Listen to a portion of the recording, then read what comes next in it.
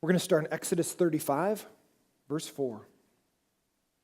Exodus 35, 4. Moses said to all the congregation of the people of Israel, "This is the thing that the Lord has commanded. Take from among you a contribution to the Lord. Whoever is of a" what? "Whoever is of a generous heart. Let him bring the Lord's contribution: gold, silver, bronze, blue and purple, and scarlet yarns, and fine twined linen, goat's hair, tanned ram skins and goat skins, acacia wood, oil for the light, spices for the anointing oil, and for fragrant incense, and onyx stones and stones for setting, for the ephod, which was a big piece of jewelry that the priest would wear, and God would give prophecies or his will through this ephod. We're not even sure how it worked. For the ephod and for the breastpiece, let every skilled craftsman among you come and make all that the Lord has commanded. The tabernacle, its tent and its covering, its hooks and its frames, its bars, its pillars and its bases, the ark with its poles, the mercy seat, and the veil of the screen." Anybody remember Indiana Jones? This is that ark right here. This is the ark that's going to be coming in about a week here at the church. It might be the original one, so be careful you don't touch it, okay? Indiana Jones, any 80s movies buffs? Okay, if you weren't even born in the 80s, you have no idea what I'm talking about, go on Netflix and watch it, okay? What was the one with the ark? Indiana Jones and Raiders of the Lost Ark. Here it is. Hey, who knew? It's actually in the title, okay? So go home and watch that, because this ark, this is where this comes from, okay? We have an 80s movie based on what I just read to you out of Exodus 35. The ark with its poles, which is basically like a gold throne. It was a gold box with poles on it that was carried around as the people went around the desert. And they set up this tent called the tabernacle over it. God traveled basically around and settled in a tent called the tabernacle until they got to the promised land. And then they built an actual temple, permanent temple. But this is their traveling temple right now. Verse 13. The table with its poles and all the utensils and the bread for the presence, the lampstand also for the light, with its utensils and its lamps and oil for the light, and the altar of incense with its poles and the anointing oil and the fragrant incense, and the screen for the door at the door of the tabernacle, the altar of burnt offering with its grating of bronze, its poles and all its utensils, the basin and its stand, the hangings of the court, its pillars and its bases, and the screen for the gate of the court. The pegs of the tabernacles, this is how they would hammer down these ropes, just like you'd set up a tent when you went hiking. The pegs of the tabernacle and the pegs of the court and their cords, and finely worked garments for ministering in the holy place. The holy garments for Aaron the priest, and the garments for his sons for the service as priests. Then all the congregation of the people of Israel departed from the presence of Moses, so they go back home to their own tents. Verse 21, and they came back, everyone whose heart was what? Stirred. Everyone whose heart was stirred in him, and everyone whose spirit moved him, and brought the Lord's contribution to be used for the tent of meeting, and for all its service, and for the holy garments. So they came, both men and women. All who were of a willing heart, they brought brooches and earrings and signet rings and armlets, all sorts of gold objects, every man dedicating an offering of gold to the Lord. And everyone who possessed blue or purple or scarlet yarns or fine linen or goat's hair or tanned ram skins or goat skins brought them. Everyone who could make a contribution of silver or bronze brought it as the Lord's contribution. And everyone who possessed acacia wood of any use in the work brought it. And every skillful woman spun with her hands. And they all brought what they had spun in blue and purple and scarlet yarns and fine twined linen. All the women whose hearts were stirred in them to use their skill spun the goat's hair. And the leaders brought onyx stones and stones to be set for the ephod and for the breastplate, and spices and oil for the light, and for the anointing oil, and for the fragrant incense. All the men and women of the people of Israel whose hearts moved them to bring anything for the work of the Lord that had been commanded by Moses to be done, brought it as a free will offering to the Lord. So now skip down to 36:2. 36:2 talks about a couple guys in there. 36:2. And Moses called Bezalel and Oliab And every craftsman in whose mind the Lord had put skill, everyone whose heart stirred him up to come do the work. And they received from Moses all the contribution of the people of Israel that he had brought for doing the work on the sanctuary. They still kept bringing him free will offerings every morning. So all the craftsmen who were doing every sort of task on the sanctuary came, each from the task that he was doing, and said to Moses, "The people bring much more than is enough for doing the work that the Lord has commanded us to do."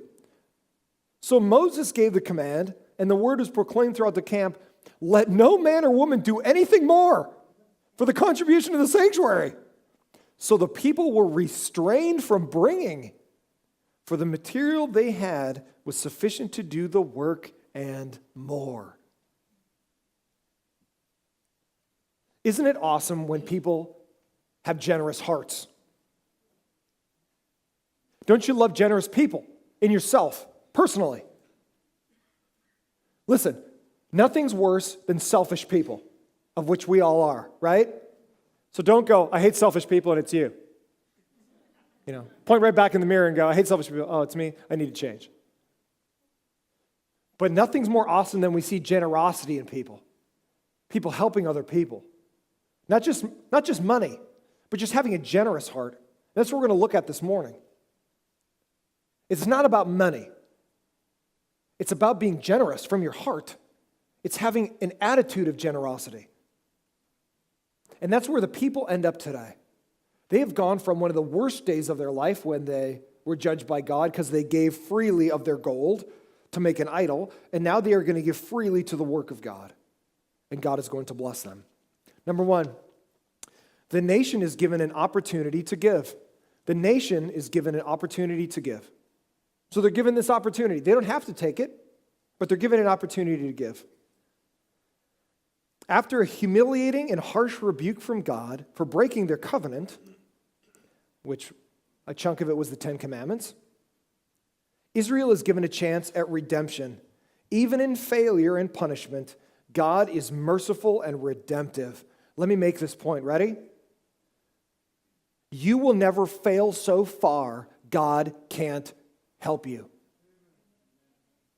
I want to encourage you this morning. Ready? You will never fail so far, God can't do something amazing with you. Your life will never be in so much chaos that God can't bring peace to your life. Your life will never be such a disaster that God can't make beauty out of it. You may burn your life to ashes because of the decisions you make.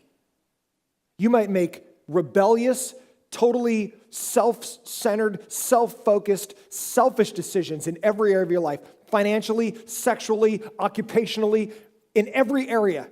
You could just, and people just look at you and they go, "Man, you are the most selfish person I've ever met in my entire life." You will never get to a point where you burn your life to ashes that God can't bring beauty out of it.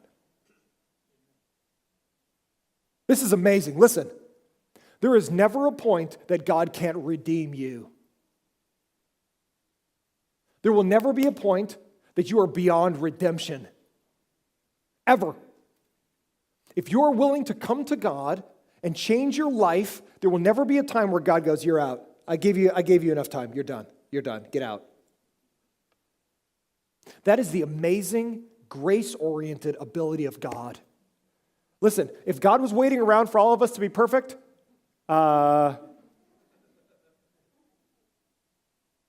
because God can't die, he'd be waiting a long, long time. God does not wait for us to be perfect. He waits for us to be willing. But here's the thing. If you are self-focused, your will is for self. The reason your life goes astray from God is not because God rejects you. It's because God asks you to come to him. You and I go, "Nope, I'm going my own path." And our will is against God because it's self-willed. We go our own way. We do our own thing. We make our own business going this way away from God. And God goes, "I'm just waiting over here." And when we make a total train wreck of our life, like Israel did a week ago, God could go, "You're trash. You are total trash. And I leave you as trash. I told you not to go that way, and you did. I gave you a conscience that said no, and you still did it." God could go, you're done. We're done here. We're done. Instead, you know what God does because he's so awesome? Is when you totally train wreck your life and trash is all over, you know what God does? He helps you pick up the pieces of your life. And God brings order to your chaos and puts your whole life back together. When it comes to your life, God is the ultimate recycler. God never allows anything, even that you do to yourself or others have done to you, to be wasted. Only God can do that. Only God can recycle the trash in your life and make something beautiful out of it. Only God can. And God does that here with the people of Israel. They train wrecked their whole covenant last week. And now God gives an opportunity because he's a redemptive God. He could have burned the whole nation like he almost did last week.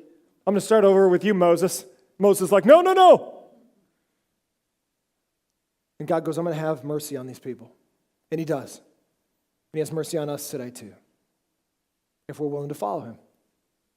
And here is a bright spot in the history of Israel. Last week, a total mess. This week, totally beautiful.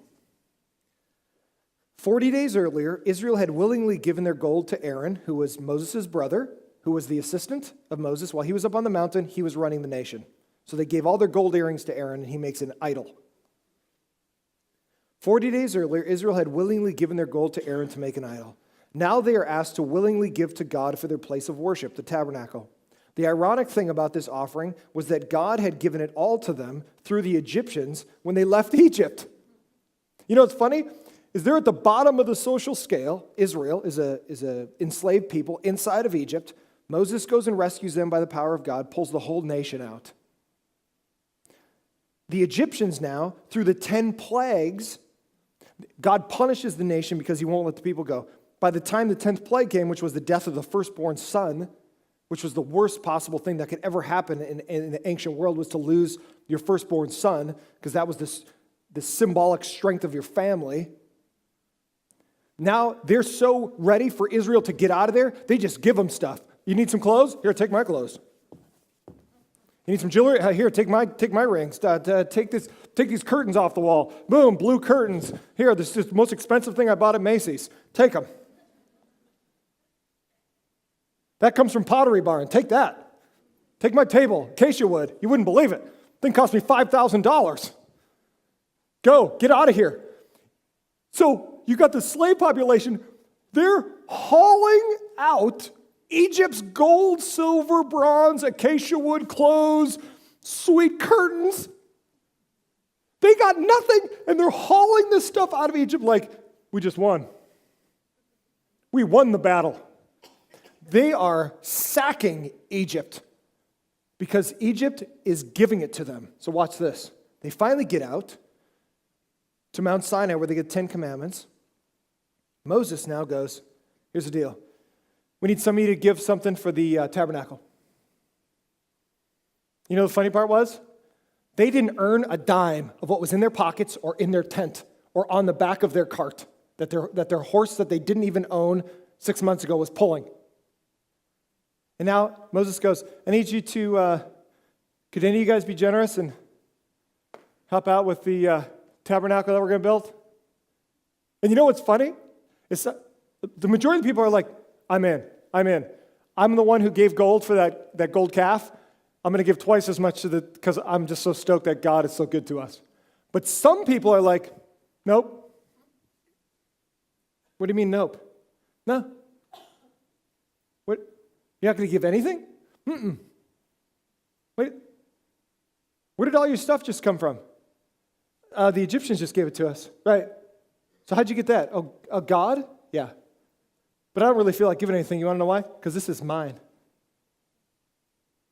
Wait a second. All the stuff in your tent is yours? Yep. You can't give anything? Nope.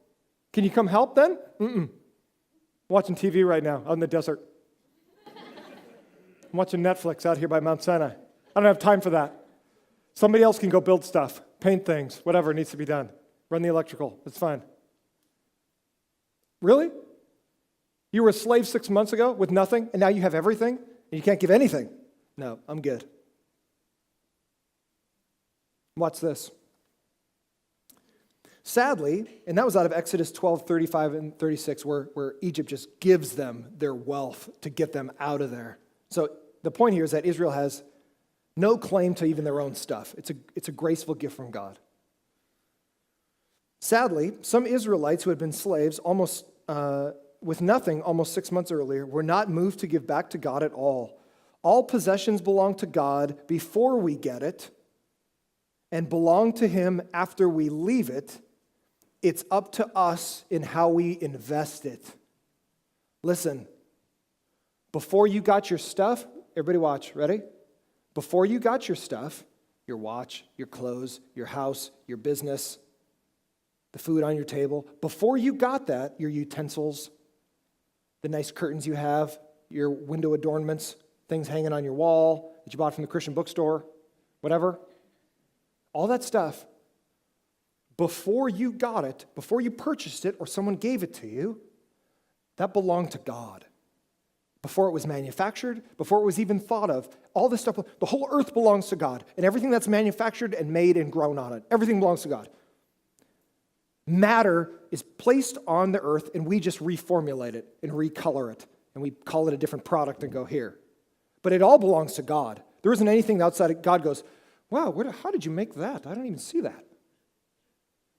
Nope, it all belongs to God. So before you got it, it belonged to God. Watch this. In the time that you have it within your possession, whatever length of time that is, before it goes from, I got to have this to a garage sale, right? I can't live without it. Oh, 50 cents at a garage sale on a table. Whatever distance this is, time frame, this is now your time to enjoy it. The tomatoes you grew, you eat that for salad, and that's a short amount of time. The other things you have that last longer, it doesn't matter. You get to enjoy this amount of time. And here's my point. You know this amount of time, whatever this is given to you as a blessing from God. You didn't earn this. This isn't like, this is my little world and I get to enjoy things without God. Nope. God lets you have everything. Your sex life, your enjoyment of occupation, the amount of money you make so you can buy things you want. It's all from God, right? So before you got it, God. While you've got it, God. After you leave it, or are dead, which everything is now stop here, right? Belongs to God. Everybody with me? It's all God front to back. You just get a short amount of time to enjoy your little pieces of stuff. Israel has the same thing. They're given stuff by God through Egypt. They get to enjoy it. I'm going to put rings on. I'm going to wear sweet clothes. Inside of my tent, I'm going to put up some blue fabric that I couldn't afford 6 months ago. But it's all God. It's all the blessing of God. And understand that you are given things by God to enjoy, but not worship. Enjoy them. Enjoy what you have. But understand, it's not given to you to focus on. We focus on God. And if He gives us good stuff, awesome. If He doesn't give us great stuff, awesome still. Because God is awesome.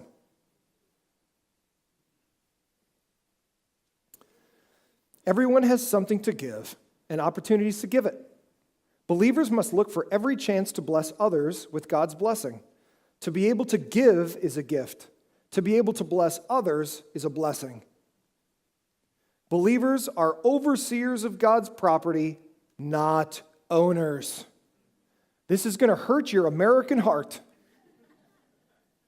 This is going to hurt your American dream heart. Listen, just because you worked for it and bought it with your own money does not mean you own it. You have the health and intelligence to work and make finances. That is from God. You did not choose that pre-birth going, you know what, I'll take some intelligence and I'll take some really super good looks. You know what, I don't want to be really fast, so I'm not going to take athletics. You didn't get a laundry list. God gave you what you got. And here's the point. No matter if you're super intelligent or you're super athletic or you're super whatever, understand that God is the super. And even if you make finances and make wealth, the only reason you're able to generate that wealth is because God allows you to have it. Don't fool yourself. You're not super intelligent. Don't fool yourself. You're not super amazing. You're not super skilled. You might be smarter or more skilled or better looking than ABC over there. but realize that it's God that allows you to have everything you've got. So in that way, I even put in italics in your notes, believers, if you're a follower, if you understand what I'm saying right now, you are an overseer of what God gives you, not an owner. You manage what God has given you. You don't own it. Everybody with me? I know that hurts some of your hearts are going, oh, Jesus, please. Nope. You get nothing and like it. Like when you tell your kids sometimes, like, your kids start stomping their feet. This is how you know that your kids are spoiled. When this first thing happens. When you hear the foot hit the ground, or this. That's how you know. Then you need to go into parental corrective mode, right? Then you go, oh, I sense something in my child that's not correct. I need to correct that. And you know how you correct that? Is you don't give Johnny or Jenny exactly what they want. Then you say, oh, I'm sorry. Was I not clear? Daddy owns this. Daddy pays your phone bill. Daddy lets you live in a sweet 3,000 square foot home with carpet so your little toesies don't get cold in the morning. Who put this stuff in there? Daddy did. Mommy did. Not you, child. So a corrective needs to happen. When kids all of a sudden start thinking, I own this place, then you go, we need to redefine ownership, son. And it's the same thing with all of our stuff as adults. God lets us manage it. We are not to consider ourselves owners of it. We're just overseers. We get to see a little bit of our stuff for a certain amount of time. God lets us have it. But we are not owners. Turn to 1 Timothy. 1 Timothy 6:17, towards the back, way in the back of your Bible. 1 Timothy 6:17, underline this verse. So Paul the apostle, who became a Christian, who was an antagonistic Jew who hated Christians, the real, true, living Jesus intersected his life. His life was transformed. He now writes this book to a young pastor named Timothy, which is why it's called 1 Timothy, the first letter to Timothy. And look what he says to him. In 1 Timothy 6:17, underline this verse. This is going to break your American materialistic heart. 1 Timothy 6:17. As for the rich in this present age, so stop. Guess who the rich are in this present age? We are, right? We are rich beyond belief. If you don't think that's true, if you think, oh, I live in an apartment and some people live out on the vineyard or whatever. If you don't think that's true, I want you to go travel around the world to a lot of third world countries. And you will see that it doesn't matter if you make $5 in the United States a year. You live better, watch, you and I live better than most people have lived in the history of the world since Adam. We have more and better lifestyles and better expectancy than the majority of the people that have hit the earth in history. Let's just be clear. Ready? Let's be clear. You might not have everything you want, but understand you have more than most have ever had. Ever.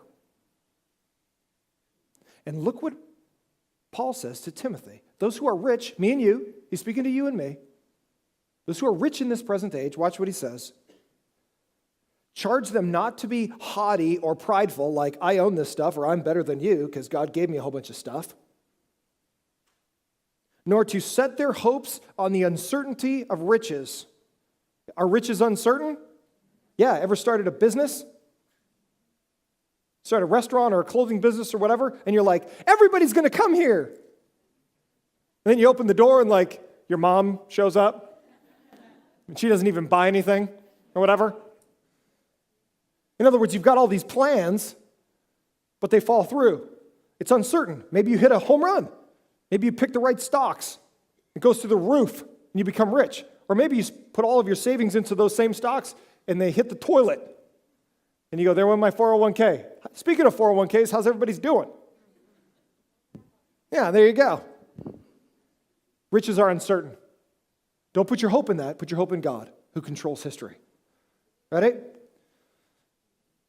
On the uncertainty of riches, but on who? But on God. Put your hope on God, especially focus on this last half of the verse. Who richly provides us with what? With everything to what? Enjoy. Listen, God is not some pleasure-killing ogre in the sky.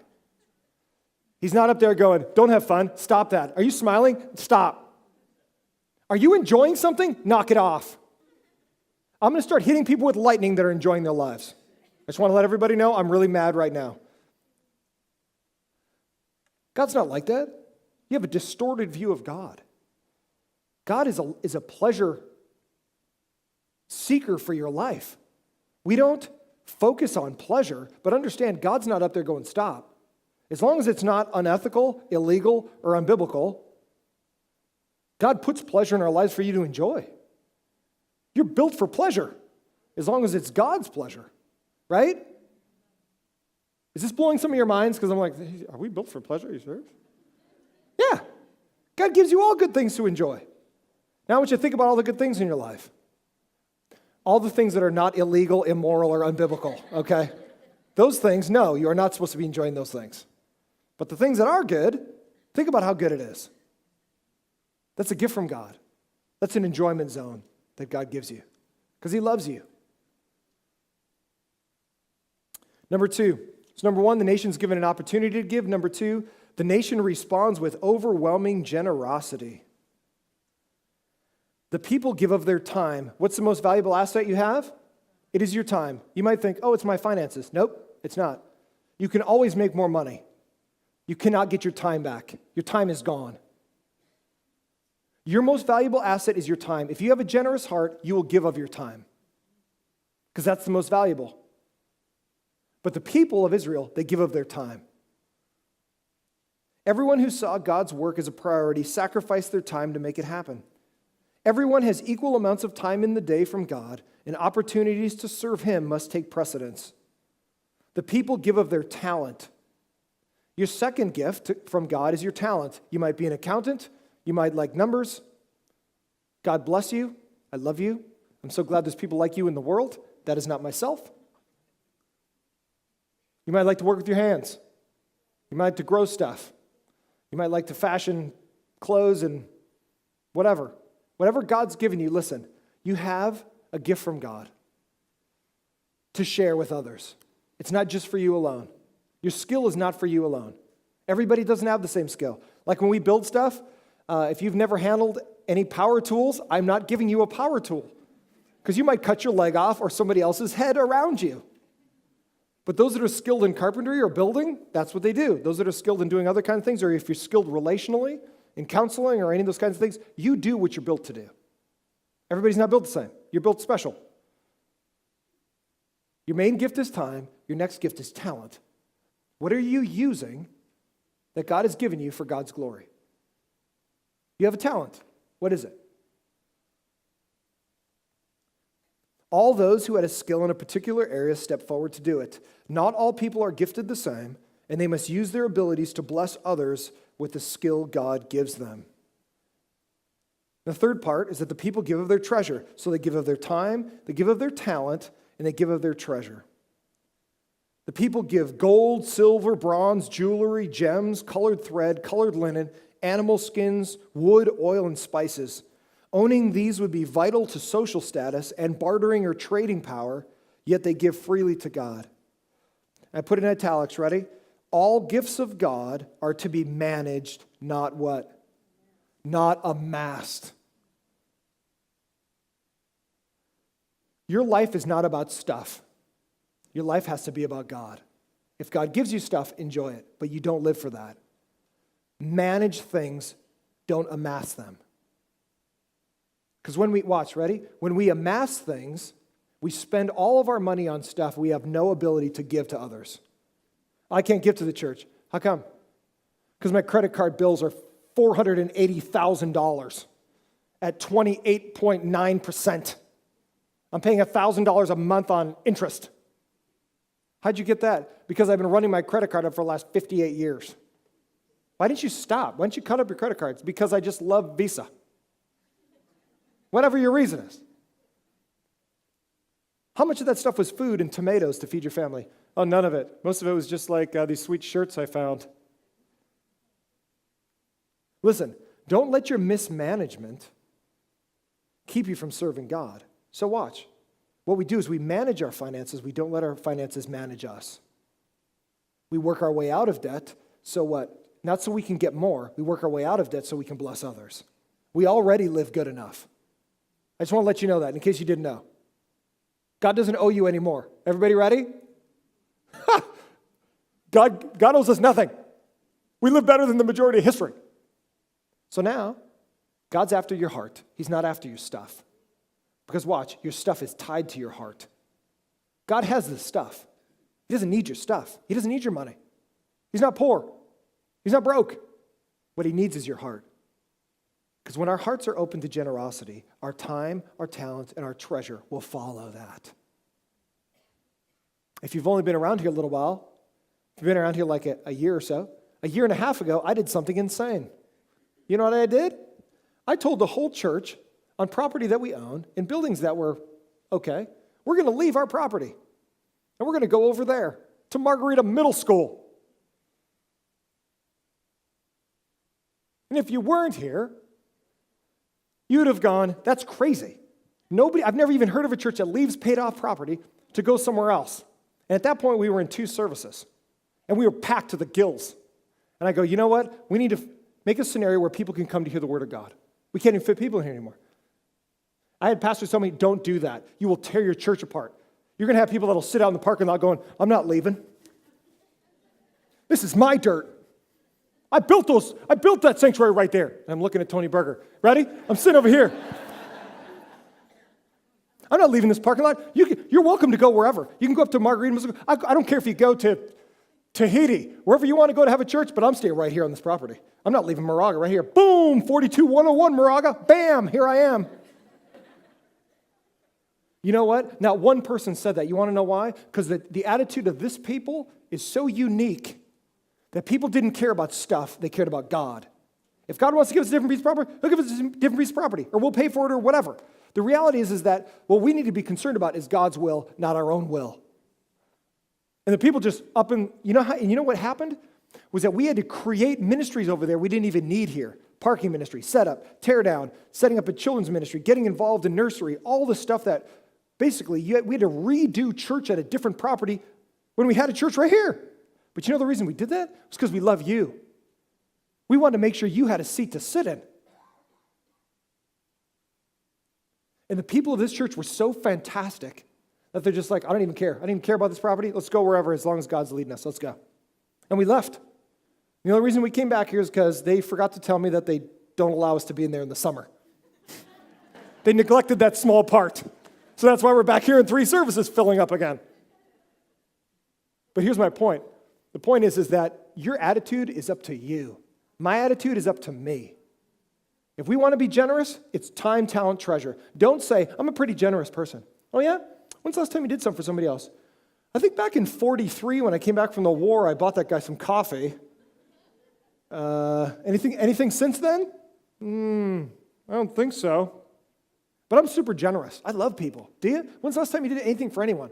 When's the last time you gave to the church or gave to a nonprofit? I don't think I've ever given anything, ever. Your whole life? We can't say we're generous and not be generous. Don't say, I'm a generous person, I really care about you, but I don't do anything for you. Because then it's just words. It's self-deception. Actually, what it is you're really selfish and self-focused, but you want to think you're generous, and so you say you're generous, but you don't ever do anything. And the Bible says that's a word called hypocrisy. So now the people of Israel go, hey, we already screwed up once, we're not going to screw up twice. We're going to give out of generous hearts because God's so awesome. So this morning,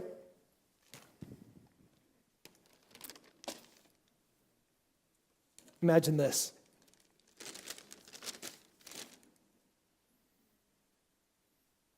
I'm an Israelite in Egypt. I'm living on a dirt floor. 10 plagues have just happened. I'm dirt poor. I'm finally realizing God's going to bring us out. My Egyptian neighbors, they come up to me and they go, you know what? Just get out of here. Get out of here. Here, just take this. Here's his ring. This is like solid gold and jewels. Just take it. Wow. Here, this is pure silver with onyx stones in it. It's I don't know. It's probably $250,000. I just want you to take it. Take this. are you serious? Yeah, I got some other stuff too in the house here. Just, here, these rings, here. Got some bronze rings, got some gold rings. This has the emeralds in it. Just take this stuff. Wow. Gosh, that's amazing. Here, I even brought this brown bag. Here, put it in here. Wow. Are you sure you want me to have this stuff? Yeah, just take stuff. Here's a chronograph, Rolex, 18-karat gold Rolex watch. I just want you to take this watch. It's worth $100,000. Just take this watch. Just get out of here. I've never even seen this kind of money in my whole life. I've been living in the dirt. Yeah, just go. Just go. Here, take some of this. Here, take these sweet clothes I'm wearing. Hey, they're just my size. What? I've never seen this kind of stuff. Yeah, and then you get out. Imagine this now. You get out to the mountain, and you have all this stuff that you didn't have 6 months ago, and God goes, I just need some people with willing hearts to come set up his tabernacle. And you're like, yeah, that'd be cool if you find somebody. Let me know if anybody needs any help, because I'll volunteer someone else. And imagine the self-centeredness of people who have been given everything from God, but aren't generous enough to go, I'll do whatever needs to be done to help. And I took this all from my wife's jewelry box this morning, so hopefully it gets back to her. But imagine people who are generous. I'll close, ready? Imagine if we were as generous as God is to us. Realizing God's not trying to rip us off. God's not trying to close off his goodness to us. God's open-handed to us, and that's how we need to live. You need to live open-handedly to God.